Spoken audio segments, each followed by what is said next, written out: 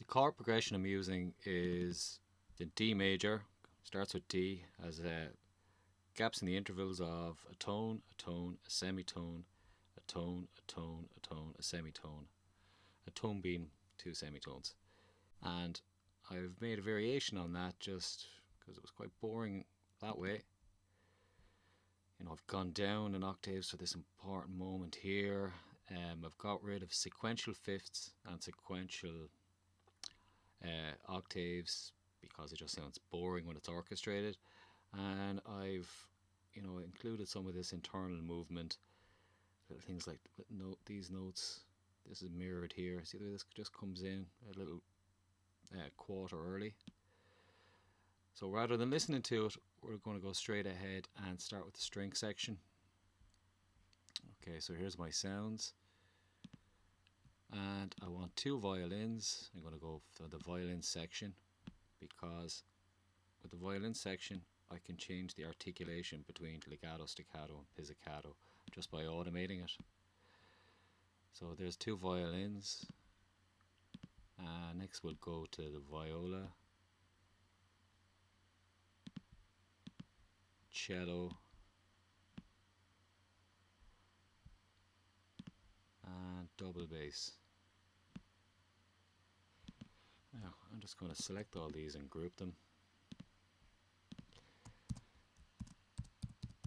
Now, just for handiness. Now if I look at this diagram I can see the relative position. As you can see, the first violin is over on the hard left and the second violin is just slightly inside of that. The viola, sometimes I put that slightly to the right, and the cello hard right, and the double bass just inside of that. Now what's hard left for the orchestra isn't completely hard left, that would be hard left, but that would be the conductor's position. So from an audience member, I think about 9 o'clock should be fine. Second violin inside of that, the viola just to the right, double bass. Oh yeah, double bass is just inside the cello. Now, this diagram also gives me suggested reverb treatments, which work quite well. So the first violin and the cello are 20% wet. Okay, I've talked about this in class why I'm not using the sends in this case, so I'm not going to go into it again here. Okay, that's 100% wet. Get that up to 20. Just going to copy this and put it on the cello.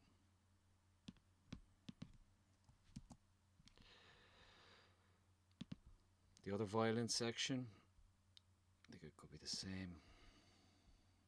Oh yeah, that's 35% wet.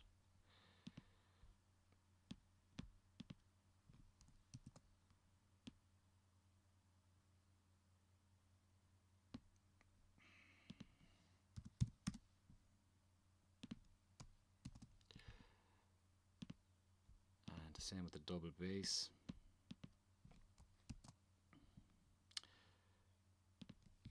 Now the double bass I could go 50-50 actually. Yeah, it's the viola is more that one, so I'm going to take this and put it on the viola. And just make this 50. Okay, so that's a bit of preparation done. Now I'm going to take my chord progression. I'll just leave this up here as the master one. But I don't want to listen to that, so I'm just going to mute it so I don't get confused down the line. And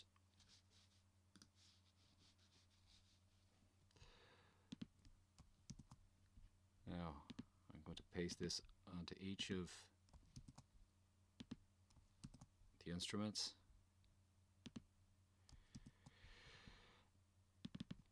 And we'll start with the double bass this time. So I'm going to take all the notes, highlight them all, turn them off, and I'm just going to turn back on the bottom notes. I can't have that overlap because unless there's two double bass players playing different lines, you're not going to get that overlap, so that's not what I want. And I'm going to move this down. Get all the notes, move them all down. Okay. Would it go lower than that? No, that's probably about as low as you want to go with that. Now, I'm going to do the same for the cello.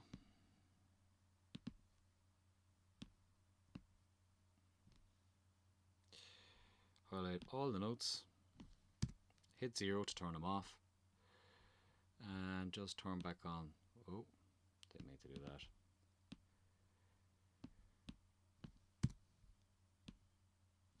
Just turn back on the bottom notes. With the viola, they should probably be up in the 3rd octave. Maybe be okay in the 2nd. But sure, let's have a listen first. Turn everything off. Doesn't matter what order you do that in. But I've brought it up into the 3rd octave. At this time, I'm just going to turn back on the middle notes. And the middle note actually changes here, so I'm going to reflect that.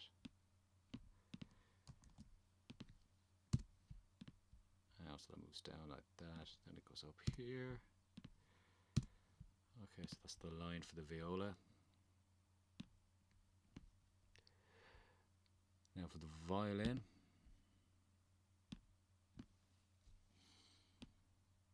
Doesn't really matter what order you do the octaving and so on. Let's just see how high these violins can go. Okay, it's comfortable up there. But let's see. Yeah, okay. So both the violins are going to have to be in this range. That's okay. I'm going to turn off all the notes, and I'm going to have one of the violins playing the middle note and one playing the lower note. Okay, so there's the 2nd violin. And the 1st violin.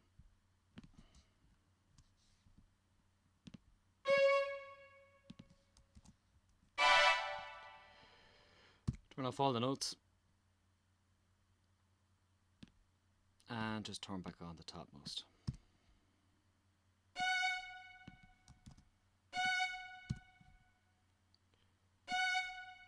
Yeah, oops. Bit of an overlap there I want to respect.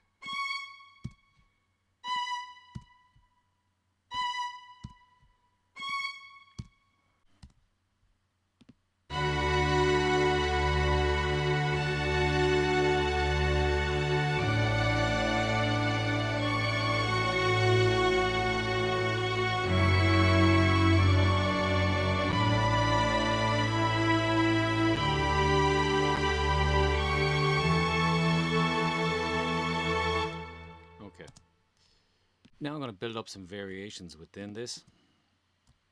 Duplicate that there, and I'm just going to change the color to something sensible, and I'm going to go in and what do we do first? Work the articulation, automate it.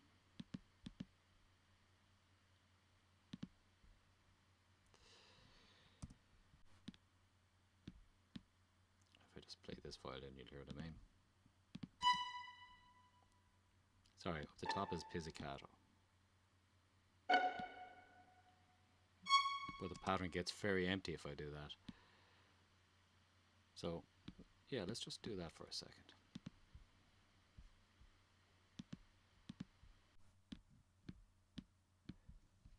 So now this whole section. Oh, not this solid. Yeah, there's nothing wrong with that. You know, as a choice, that could be nice. Let's try quarter notes. So I'm just going to click and draw them over like that, making sure get the right areas. Now I'm showing this as an indication of things you can do, not as a rule book of things you must do. So now we have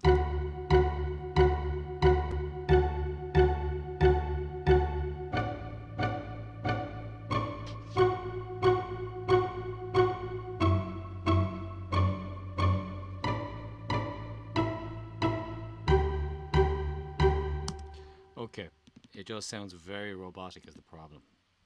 So that's where we're going to introduce some humanization as much as we can. We're going to use a MIDI effect in velocity called add some random, and I'm going to throw that on each of them.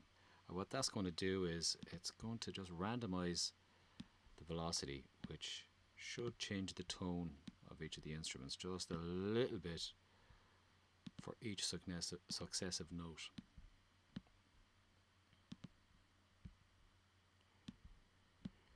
So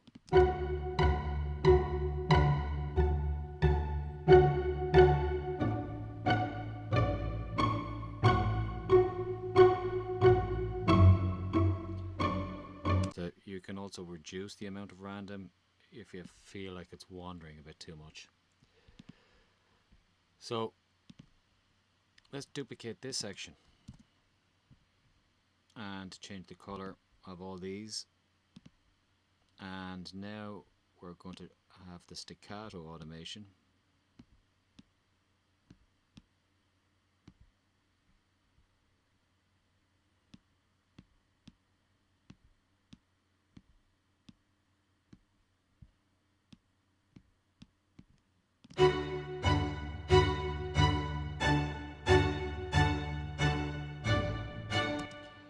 Has a more strident feel, while this has a more gentle feel. This is a fuller feel, and there's nothing saying that we can't combine these things. So if you want to have the bass playing the staccato along with the cello, whereas the viola could be playing like legato, and the strings, or sorry, the violins playing pizzicato on top.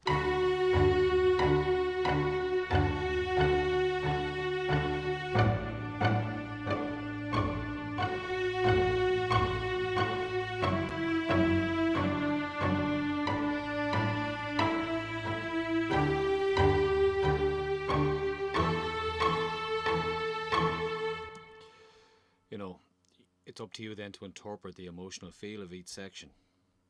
What works for you. Now, something else we will look at is the ostinato. So the ostinato is based on the chord progression, and we're just looking for a simple pattern that kind of works within everything else, but it should have a bit of forward momentum, a bit of drive to it. So I'm going to look at something that loops very quickly. Maybe I'm going to keep this D, the F. Yeah, let me see. Okay, it needs to be quicker than this. The D, the F, the A.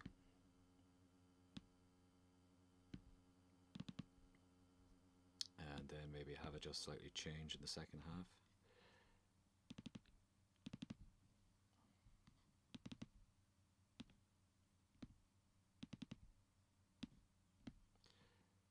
Same pattern in this case, but just something nice and repetitive that works with everything else.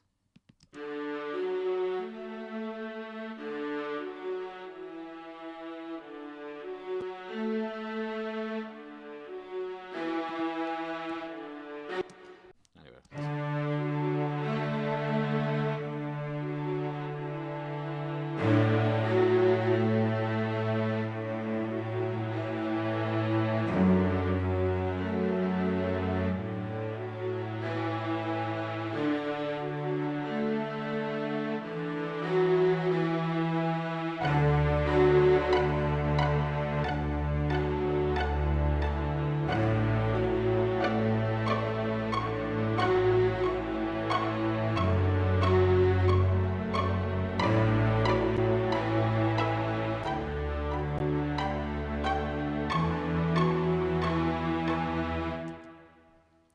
Another thing that works in a similar fashion is a pedal tone.